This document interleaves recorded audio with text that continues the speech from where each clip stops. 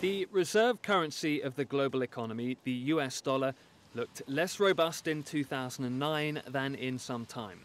Investors on trading floors across the world have piled out of the dollar into gold, stocks and other currencies as US debt continued to rise and US interest rates stayed at rock bottom.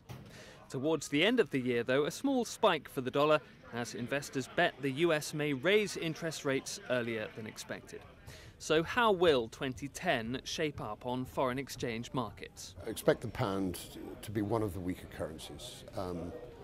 I think that we need to be respectful of the dollar, and we will get corrections from time to time, but that's all you're going to get, because the borrowing requirement of the United States and their level of unemployment and the help that they require means really that the dollar has no right to be anything else but weak. And frankly, whatever the President of the United States says or his Treasury Secretary, looking for a strong dollar in their dreams. They want to get their exports well and truly organized, and it suits them for the dollar to be weak, and that's where I see it.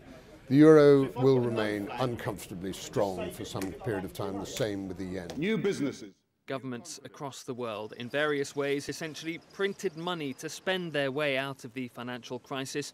This has also had a huge effect on foreign exchange markets in 2009, and many see the British pound and the US dollar remaining weak through 2010. The dollar is in a period of slow but very methodical decline. I think that continues through 2010. As for the euro is of course still far too high.